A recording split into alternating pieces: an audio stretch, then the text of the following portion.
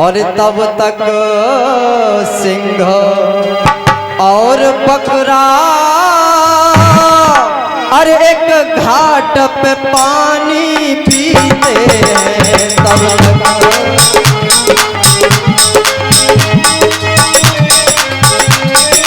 हरि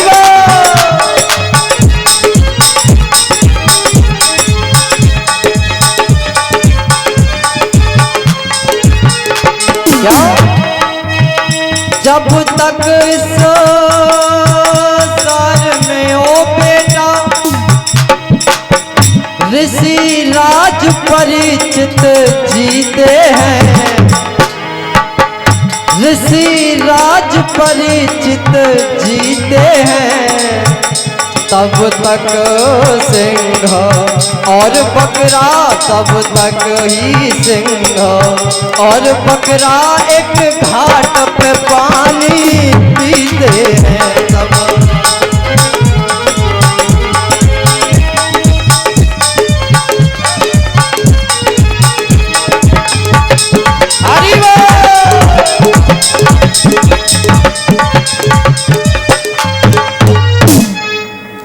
जब तक इस संसार में ऋषि राज परिचित अरे बेटा जीवित हैं, तभी तक शेर और बकरा एक घाट पे पानी पीते हैं। और तूने ऐसे अच्छे राजा को इतना भयंकर श्राप दे दिया। आज श्रृंगी ऋषि ने पिता से क्षमा याचना की तो समीक ऋषि ने अपने 5 शिष्यों को भेजकर राजा परीक्षित को सूचना भिजवाई कि उन्हें बतला दो, जिससे वो अपने लिए कोई उपचार करवा सके, उपाय ढूंढ सके। उनके 5 शिष्य जाते हैं और राजा परीक्षित को बतलाते हैं, अरे राजन इस प्रकार से आपने ये गलती की, उसके बदले में श्रृंगी ऋषि ने तुम्हें श्राप दे दिया है कि 7वें दिन वही सर्प तक्षक का स्वरूप लेकर तुम्हें डसेगा और तुम्हारी मृत्यु हो जाएगी। अब आप अपने लिए जो कर सकते हो कर लीजिए। वो 5 शिष्य वापस आते हैं। अब राजा परीक्षित ने अपना मुकुट उतार के रखा। जैसे ही मुकुट को उतारा तो कलयुग का प्रभाव समाप्त हुआ। अब तो बुद्धि चेतना को पहुंची और रोने लगे, सोचने लगे कि मैंने जाने अनजाने में कितना बड़ा अपराध कर दिया। महाराज ये राजा परीक्षित के जीवन में पहली और एक आखिरी गलती थी। इससे पहले ना कभी उन्होंने गलती की और अब तो आगे होगी क्या। पछताने लगे। आमरण अनशन कर आज गंगा मैया के किनारे पर पहुंचे, जहां 88,000 ऋषियों का जमाव था। वहां जाकर के प्रणाम किया सभी को और कहा कि हे प्रभु, आप हमें ये बतलाएं, जिस मनुष्य की मृत्यु आज से ठीक 7वें दिन होनी हो, उसे क्या करना चाहिए। तो उन 88,000 ऋषियों में महाराज एक भी ऋषि ऐसा नहीं था जो उनके प्रश्न का उत्तर न दे सके। बड़े बड़े ब्रह्म ऋषि, देव ऋषि उपस्थित थे। इस भागवत में कुछ ऋषियों के नाम आए। अत्रि, वशिष्ठ, च्यवन, अरिष्टनेमि, भृगु, अंगिरा, पाराशर, विश्वामित्र, भरद्वाज, तथा पिप्पलाद, मैत्रेय, भगवान वेद व्यास जी, नारद जी, गौतम जी और इनके अतिरिक्त भी बड़े बड़े ब्रह्म ऋषि वहां उपस्थित थे, जिन्होंने इस भागवत की रचना की। वेद व्यास भगवान, क्या वो इनके इस छोटे से प्रश्न का उत्तर नहीं दे सकते थे? दे सकते थे, लेकिन विधि के विधान में कुछ और ही लिखा था। वहां पहले से ही लिख दिया था कि राजा परीक्षित का उपाय यदि कोई बतलाएगा तो वो भगवान सुखदेव ही उनका कल्याण करेंगे। और हे सौनक ऋषियों, जिस समय ये वार्ता चल रही थी उसी समय अचानक से वल्कल वस्त्र पहने हुए, कोपीन को धारण किए हुए, त्रिपुंड लगाए हुए मड़ियों की माला पहने हुए घुघराले बाल हैं, कानों में कुंडल हैं और अचानक से भगवान सुखदेव का वहां पर प्राकट्य होता है। प्रेम से बोलिए सुखदेव भगवान की। जैसे ही सुखदेव भगवान आए तो सभी लोग खड़े हो जाते हैं, नमस्कार करते और कहा कि अरे राजन परीक्षित, तुम्हारा उपाय अब यही बतलाएंगे।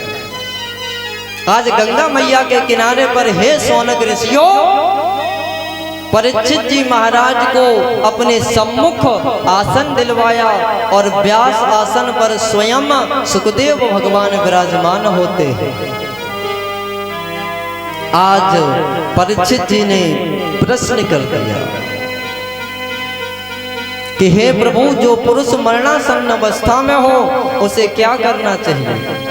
और भगवान ने अपनी माया से सृष्टि की रचना कैसे की, आप मेरे सर्वप्रथम इन दो प्रश्नों का उत्तर दीजिए। तो सुखदेव भगवान ने कहा, हे राजन, तुमने जो प्रश्न किया है ये अपने तुम्हारे हित में तो है ही, लेकिन तुमने लोक कल्याण के लिए ये प्रश्न किया है, इसलिए मैं तुम्हें अवश्य बतलाऊंगा। सर्वप्रथम तो कथा के नियम बतलाए। जिस समय कथा को श्रवण करने जाएं तो अपनी बुद्धि के अंदर कोई दुर्व्यवहार मत रखिए, कभी ये विचार मत आने दीजिए, अहंकार मत आने दीजिए कि ये हमसे ऊंचे स्थान पे बैठा है, हम नीचे बैठेंगे, ऐसा कैसे। या अपने अहम में हो, अपनी ताकत का घमंड है, अपनी दौलत का है, अपने धन का है, अपनी शिक्षा का है, घमंड नहीं करना चाहिए कभी। कि जिस समय कथा सुनने आए, ध्यान रहे कि जिस समय कथा सुनने आए तो अभिमान किसी का ना लाए, और कि अपनी विद्या अपने बल का, कि अपनी विद्या अपने बल का, अपने धन का अभिमान न ले, अपनी विद्या।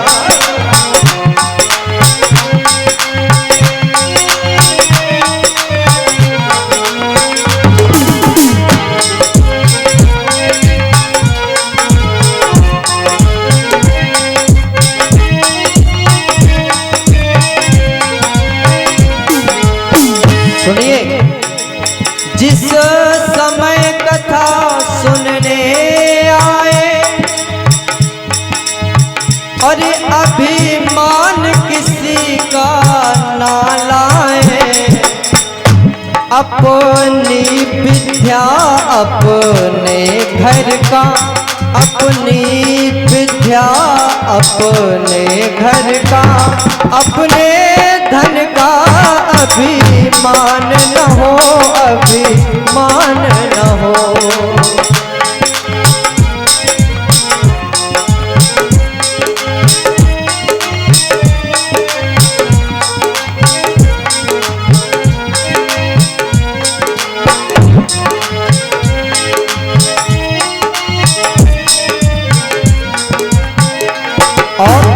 सुखदेव जी कहने लगे, और तुमने पूछा कि भगवान की कथा, तो सुनो। लीलाएं परम रसीली है, इस भागवत जी में लीलाएं बहुत पवित्र हैं, रसीली हैं राजन।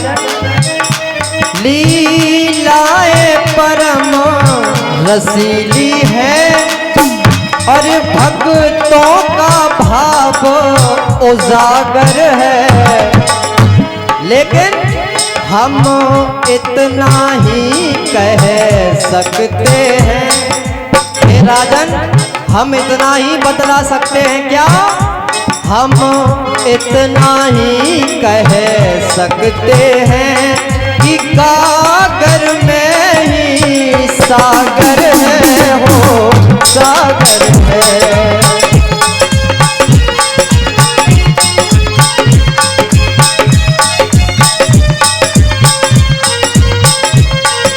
हरि बोल।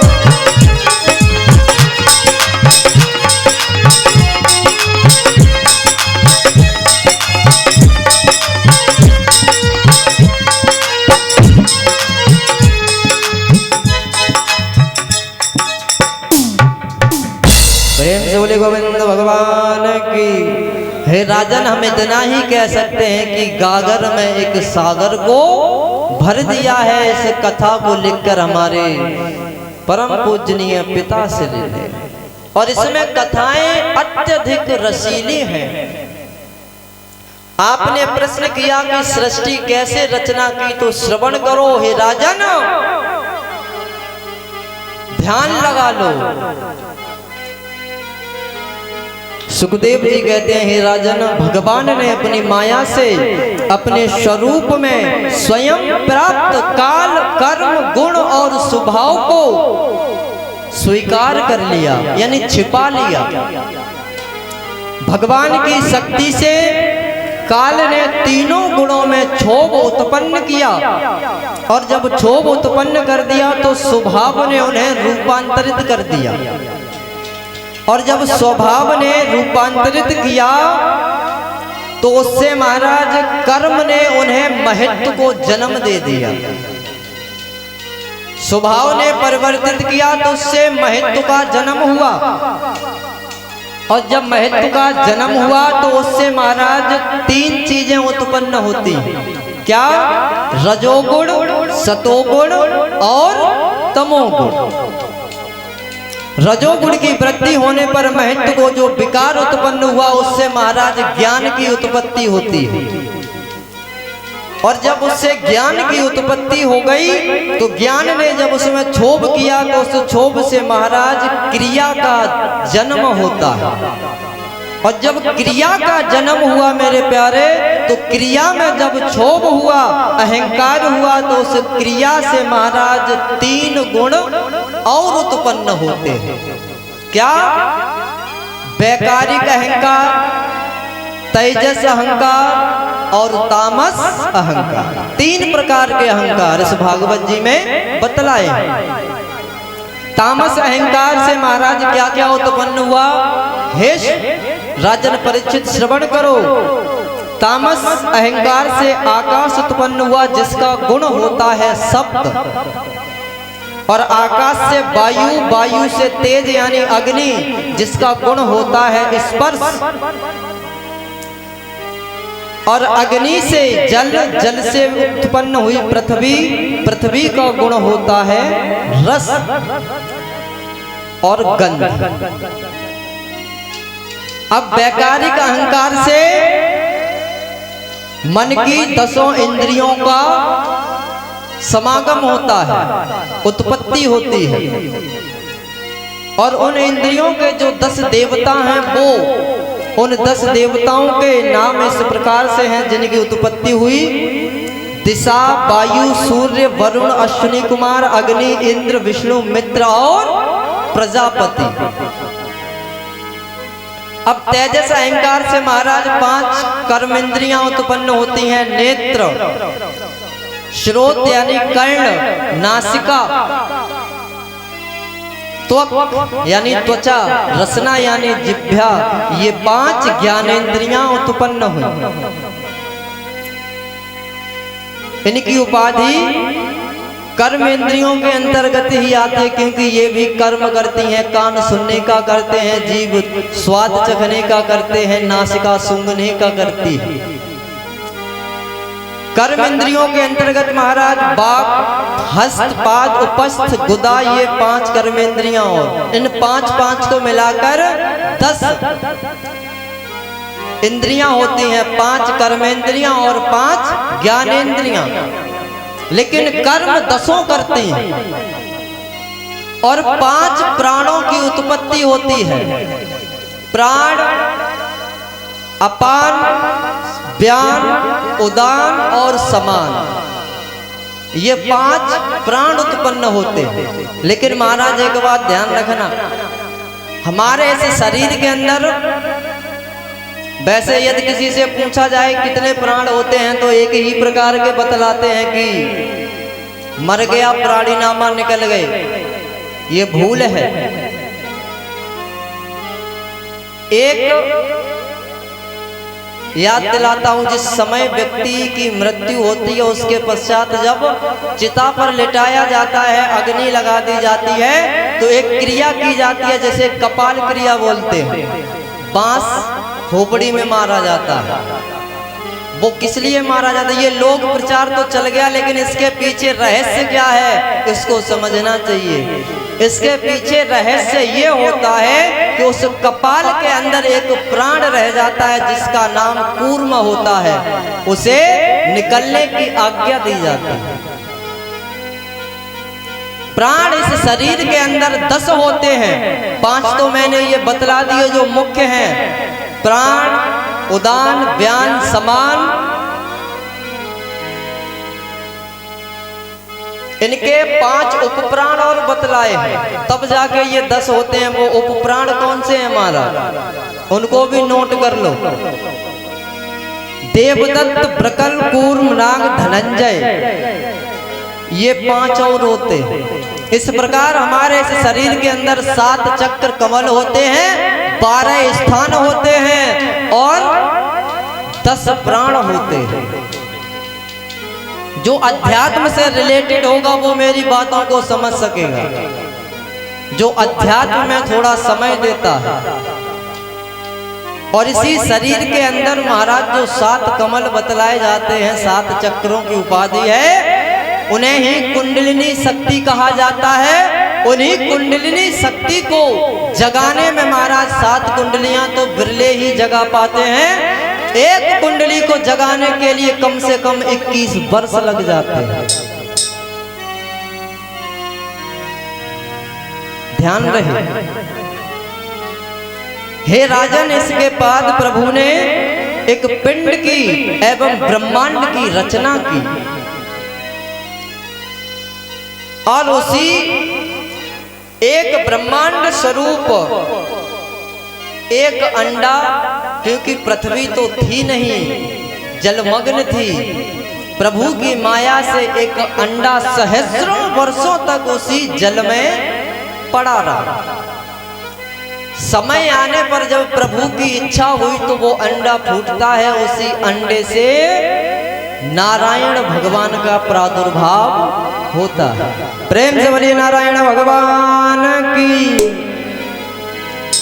नारायण नाम कैसे पड़ा? नार धन अयन इति बराबर नारायण। नार कहते हैं जल का पर्यायवाची होता है एक नीर। नार जल अनन्य होते हैं, उन्हीं में से एक नार। नार धन अयन, अयन में रहने वाला जो जल में रहता है, तो उनको उपाधि दे दी गई नारायण। नारायण भगवान का हे राजन प्रादुर्भाव होता है, प्राकट्य होता है। और उन्हीं की नाभि से एक कमल निकला और उस कमल पर ब्रह्मा जी की उत्पत्ति होती है।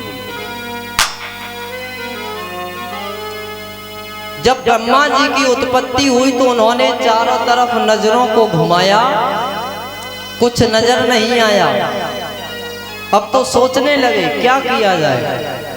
प्रार्थना की तो उन्हें अपने बाईं तरफ एक अक्षर नजर आया, वो था ता, और दाईं तरफ एक अक्षर नजर आया, वो था पा।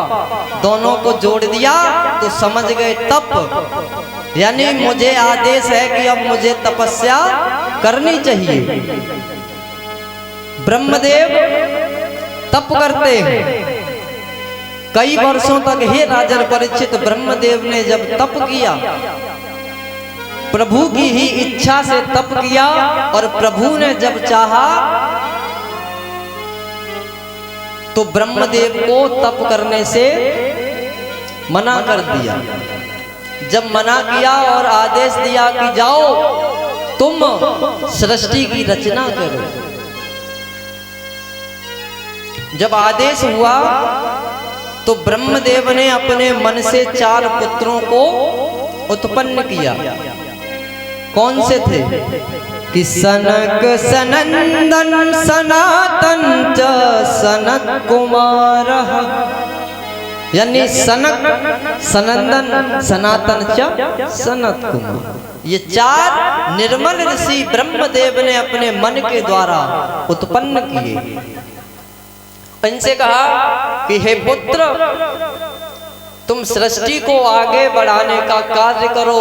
तो इन्होंने हाथ जोड़ लिए ब्रह्मदेव के और कहा, अरे पिता, पहले मेरी एक विनती सुन लो। बोले क्या? कि वो बोले प्रभु इतना वर दो, कि वो बोले प्रभु इतना वर दो, कि आप ही के यश में सने रहें। आप हमें इतना वरदान दे दो कि हम आपकी भक्ति करते रहें बस, और कि माया ममता से बचे रहें। और हे प्रभु, इतना वरदान और दे दो कि ये जो माया है, ममता है, मोह है, काम है, क्रोध है, इनसे हम सदैव बचे रहें। कि माया ममता से बचे रहें और 5 ही बरस के बने रहें। हे प्रभु, मुझे ये वरदान दे दो, मेरी आयु तो बढ़े, लेकिन जब हम किसी के समक्ष जाएं तो दिखने में हमेशा 5 वर्ष के लगने चाहिए। ब्रह्मदेव ने एवमस्तु कह दिया। आज वो सृष्टि की मना करके चारों निर्मल ऋषि वहां से चले जाते हैं। तो ब्रह्मदेव ने देखा कि मेरे पुत्रों ने मेरी आज्ञा का उल्लंघन किया, मेरा तिरस्कार कर दिया। उन्हें तो आशीर्वाद दे दिया, लेकिन क्रोधित हो गए। और जब क्रोधित हुए तो उनकी भ्रकुटी काली पड़ जाती और क्रोध से उत्पन्न एक नील लोहित पसीने की बूंद गिरती है। उसी से एक नील लोहित के समान एक बालक उत्पन्न होता है, जिसका नाम हमारे भागवत जी में आता है। क्या वो बालक कौन था? कि साहब रुद्र देवा नाम भगवान रुद्र पूजितः। वो कोई और नहीं, देवताओं के पूर्वज भगवान रुद्र थे। हे राजन, नारायण जल से उत्पन्न हुए, उस अंडे से, उनकी नाभि से कमल, कमल से ब्रह्मा, और ब्रह्मा ने जब क्रोध किया तो उनके भ्रकुटी काली पड़ जाती है। उस पसीने की एक बूंद गिरती है, उस पसीने की बूंद से नील लोहित समान एक बालक उत्पन्न होता है, जिसका नाम रुद्र रखा गया। और इन्हें ब्रह्मदेव ने 11 नाम और दिए। मन्यु, मनु, महिनस, महाशिव, प्रचध्वज, उग्ररेता, भव, काल, वामदेव, धृत और व्रत। ये 11 नाम ने दिए। ब्रह्मा ने सृष्टि उत्पन्न करने के लिए इनसे कहा, तो ये क्रोध से उत्पन्न हुए, तो इसलिए इन रुद्रदेव ने तामसी सृष्टि की रचना कर दी। यानी जैसे बर्रैया, ततारे, सर्प, बिच्छू इत्यादि तामसिक सृष्टि रचना करने लगे। जब तामसिक सृष्टि की रचना करने लगे तो ब्रह्मदेव ने इन्हें रोक दिया। कहा कि आप सृष्टि को यहीं रोकें। अब ब्रह्मा जी ने 10 पुत्रों को और अपने मानसिक रूप से उत्पन्न किया। मरीचि को, अत्रि को, अंगिरा को, पुलस्त को, पुलह को, क्रतु को, भृगु को, वशिष्ठ को, दक्ष और नारद को, और अपने मुख से सरस्वती मैया को प्रकट किया। इनसे निवेदन किया कि हे पुत्रों, सृष्टि का संचालन करो, इस सृष्टि को आगे बढ़ाओ। तो इन 10 पुत्रों ने भी सृष्टि रचने से मना कर दिया। सभी प्रभु के भजन में निकल जाते हैं। जब मुख से सरस्वती मैया को उत्पन्न किया तो वो इतनी सुंदर थी, नव यौवन प्रसन्न वदना थी कि ब्रह्मदेव अपनी पुत्री पर ही मोहित हो जाते हैं। और जब मोहित हुए तो महाराज उनका वीर्य स्खलित हो जाता है। ये देखकर भगवान रुद्र क्रोधित हो जाते हैं। तो भगवान रुद्र ने, ब्रह्मदेव पंचमुखों वाले थे, तो उन रुद्रदेव ने अपने नाखून से उनका एक शीश काट दिया। शीश काट दिया और कहा कि हे ब्रह्मदेव, अब तुम्हें अपना ये शरीर छोड़ना पड़ेगा। जिस दिन महाराज ये प्राकृतिक घटना हुई उस दिन पुख्य नक्षत्र था। और पंडित जी महाराज विद्यमान हैं तो ये जानते होंगे कि पुख्य नक्षत्र के अंदर कभी विवाह नहीं होता, इसीलिए वर्जित कर दिया गया सभी कार्यों में। लेकिन कई कार्य ऐसे हैं यदि इस नक्षत्र में किए जाते हैं तो वो सिद्ध हो जाते हैं। उसी दिन से पुख्य नक्षत्र को ब्रह्मदेव ने श्राप दे दिया, जा मैं तुझे श्राप देता हूं, आज से तेरे नक्षत्र के अंतर्गत कोई विवाहिक कार्य, मांगलिक कार्य नहीं होगा।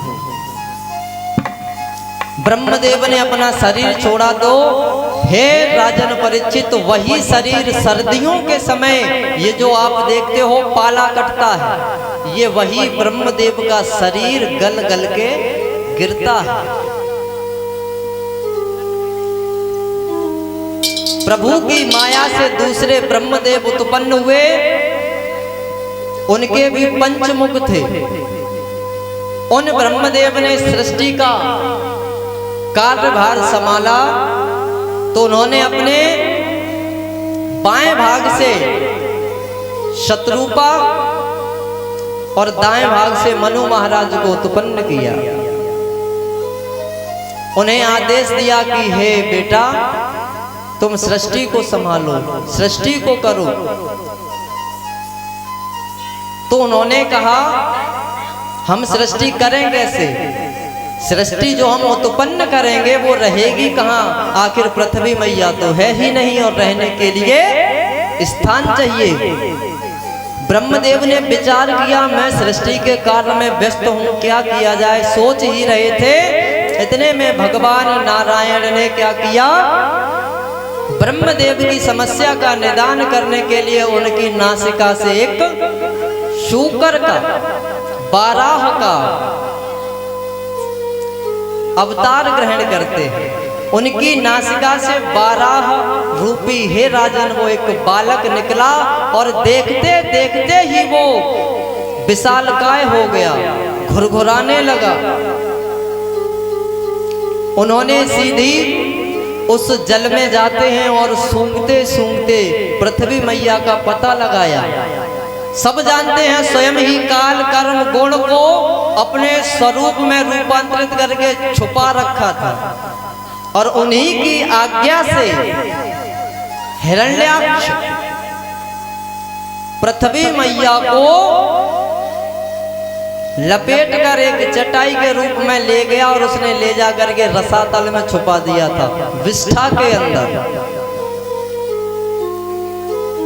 तो विष्ठा को महाराज कोई अच्छा व्यक्ति तो छू नहीं सकता, इसलिए भगवान को बाराह का रूप बनाना पड़ा।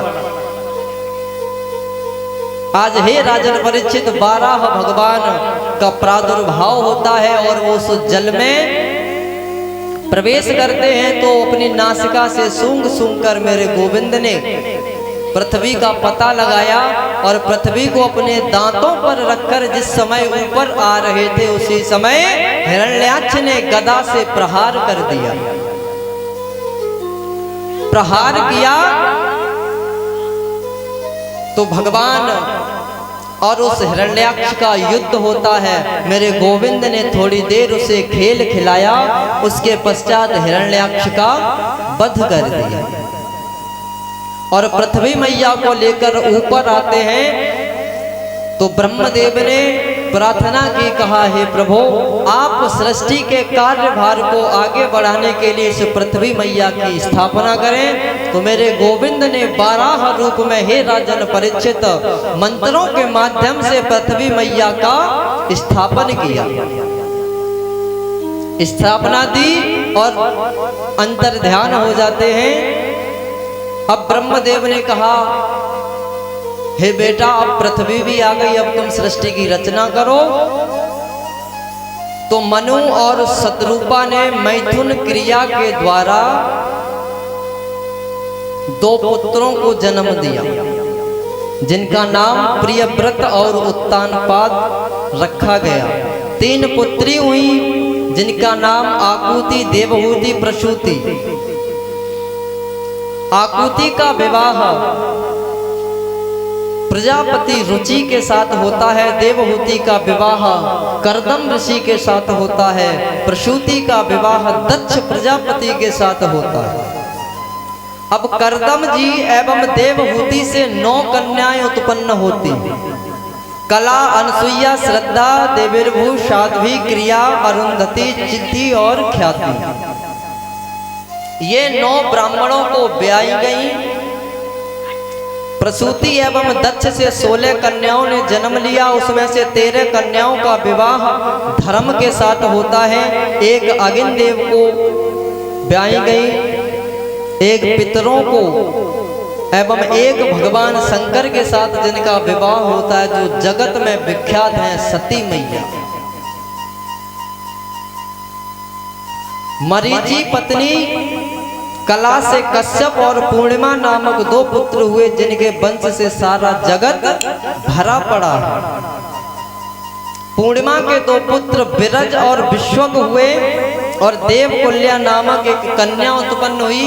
यही देवकुल्या नामक कन्या महाराज आगे जाकर गंगा मैया के रूप में श्री हरि भगवान विष्णु के कमंडल से अवतरित होती है। अत्रि की पत्नी अनसुईया से दत्तात्रेय भगवान, दुर्वासा जी, चंद्रमा नाम के 3 पुत्र उत्पन्न हुए, जो कि ब्रह्मा, विष्णु और महेश इनके ही अंश थे। हे राजन परीक्षित, आपने जो सृष्टि का वर्णन पूछा वो मैंने आपको बतलाया। अब मैं आपको चतुर्थ स्कंद के 2 अध्याय की एक कथा श्रवण कराता हूं। इधर राजन परीक्षित सुखदेव भगवान से प्रश्न करते हैं और इधर मैत्रेय जी विदुर जी से प्रश्न करते हैं। मैत्रेय जी ने प्रश्न किया विदुर जी से कि भवे शीलवताम श्रेष्ठो दक्षो दुहित वत्सलः विद्वेषं करोति कस्माद् नाधृत्यात्मजां शतीम्। हे प्रभु, प्रजापति दक्ष तो अपनी समस्त कन्याओं से समान प्रेम करता था, तो फिर सती मैया का अनादर और महादेव जी का अनादर कैसे कर दिया? कृपा करके आप हमें बतलाइए। तो विदुर जी ने मैत्रेय जी से कहा कि आप श्रवण करें, और सुखदेव जी राजन परीक्षित से कहते हैं, हे राजन सुनो कि जिस समय त्रेता युग में भगवान श्री हरि नारायण का अवतार हो चुका था, जन्म से लेकर नामकरण, विवाह संस्कार, राज्य पद देने की जब बात आती है, तो मंथरा और कैकई की कुबुद्धि ने भगवान को 14 वर्षों का वनवास करा दिया। और जब वनवास हो गया तो वो अपने प्रस्थान कर जाते हैं। जब प्रस्थान किया तो कहानी कहां तक पहुंची थी? हे राजन सुनो कि गंगा से पार हो चुके थे श्री दशरथ मरण हो चुका था।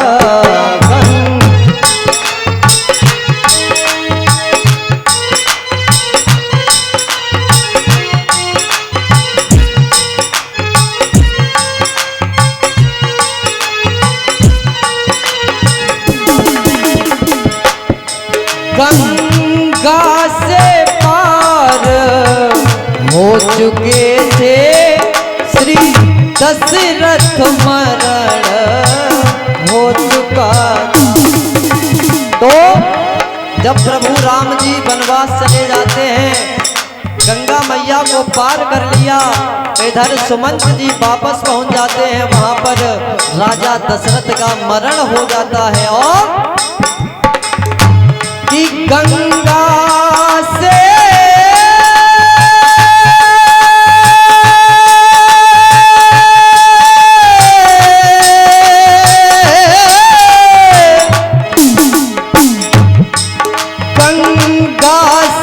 पार हो चुके थे और श्री दशरथ मरण हो चुका था।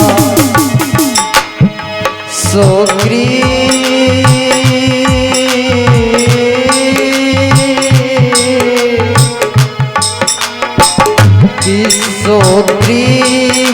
मित्रता हुई न थी, सुग्रीव मित्रता हुई न थी।